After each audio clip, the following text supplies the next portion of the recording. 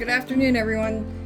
I'm going to bring you today some Kneippbrød. This is a bread that comes out of Norway.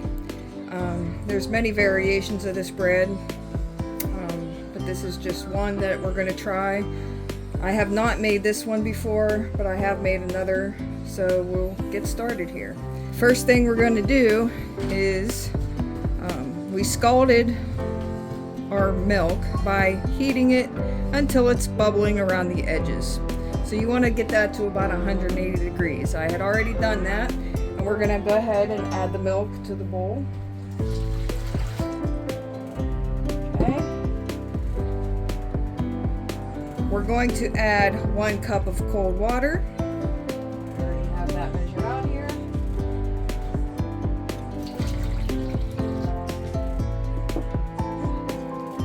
Alright, next we are going to add our molasses, our oil, our whole wheat flour, and our yeast. So I'm going to go ahead and add oil, which we need, let's see,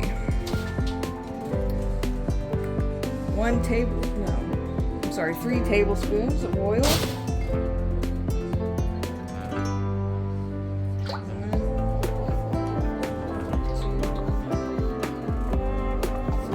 Now the Norwegian recipe usually calls for rapeseed oil, but you can use any type of neutral oil that you might have on hand. We're going to put a tablespoon of molasses in.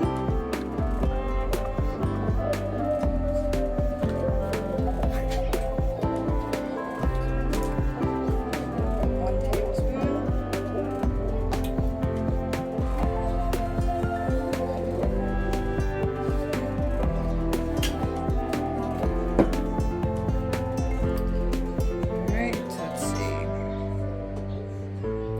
Flour, which we need 8 cups of flour, which I have already measured. And put that in there. This is whole wheat flour.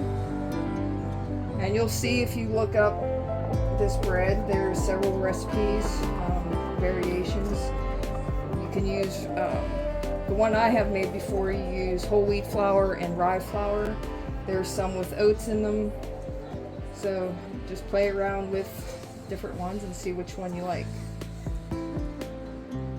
There's our 8 cups of whole wheat flour. We're going to mix this together with a rubber spatula until it's pretty much combined. Oh, let's add our yeast in there before we forget that. So we need 2 1/4 teaspoons or 1 packet of instant yeast.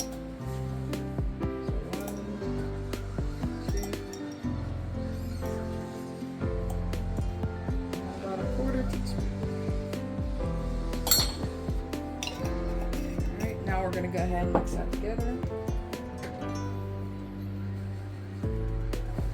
Now for some reason this recipe says to add the salt once it rises, but I think we're going to add it now. I'm not quite sure about adding salt after the rise. So I'm just going to do it now.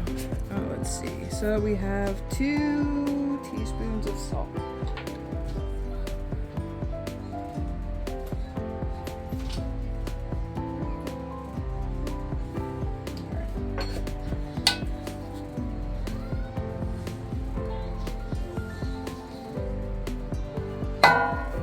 Want to get this combined together.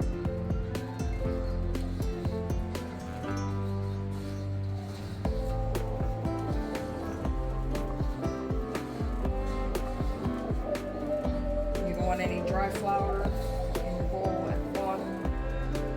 Just make sure it's all incorporated together.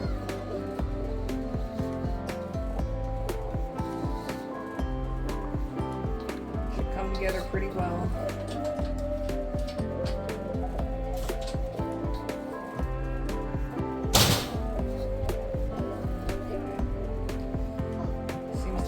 Together pretty nicely.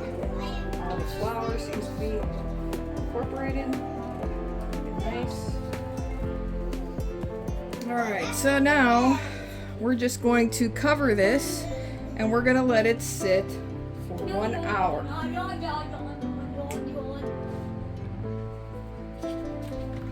Alright, and so I'll see you back here in an hour. Alright, we're back. Now we're going to go ahead and look at our rested dough that we've been sitting for about an hour. You see it's nice and puffy. So I'm going to go ahead, I'm going to flour my board here, and we're going to go ahead and knead it until it's nice and smooth. And we're going to go ahead and let that rest again for about 40 more minutes. So let's get some flour. And I'm going to put that on my board here. I'm going to take the dough out of here. Go ahead and knead it. You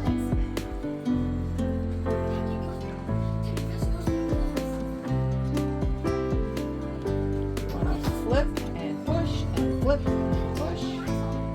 Keep that going.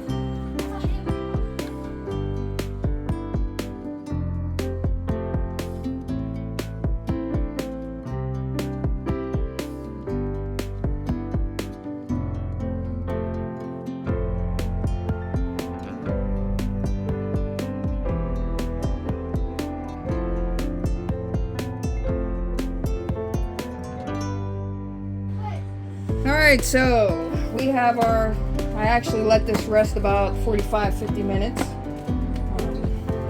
As you can see, it looks beautiful. So what we're going to do is cut it in half, and we're going to make 2 loaves. Alright, so I'm going to use a little knife here. I'm going to flour the knife. I'm going to cut it in half.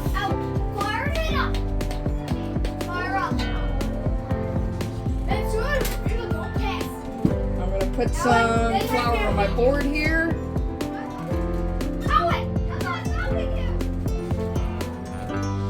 Alright.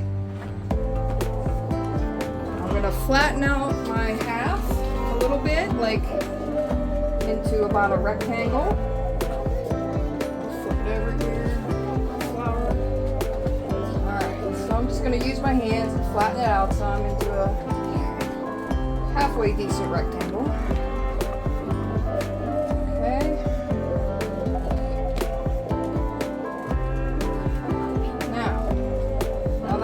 Rectangle.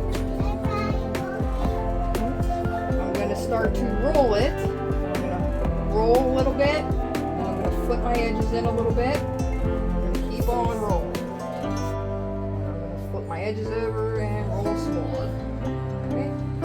Until we have a little loaf. Try to seal off these edges.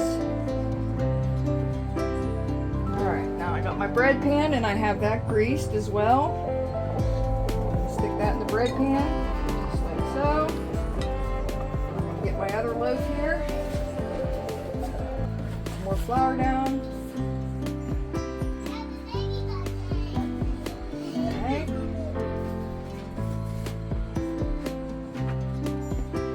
Try to get another rectangle going on here.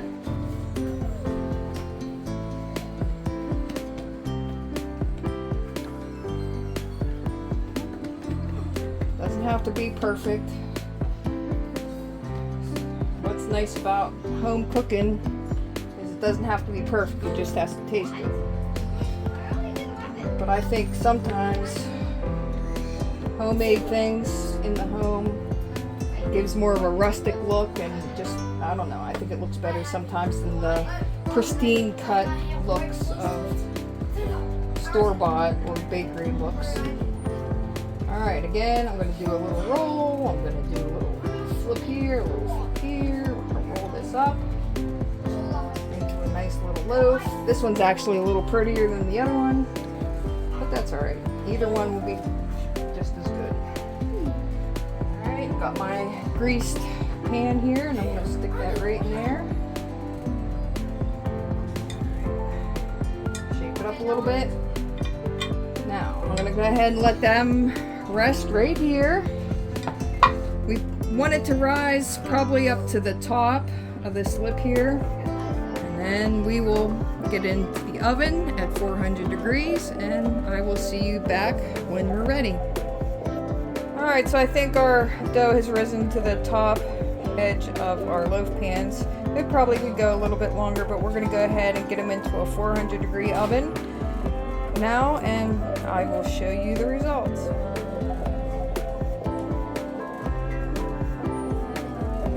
There you have it, our Kneippbrød.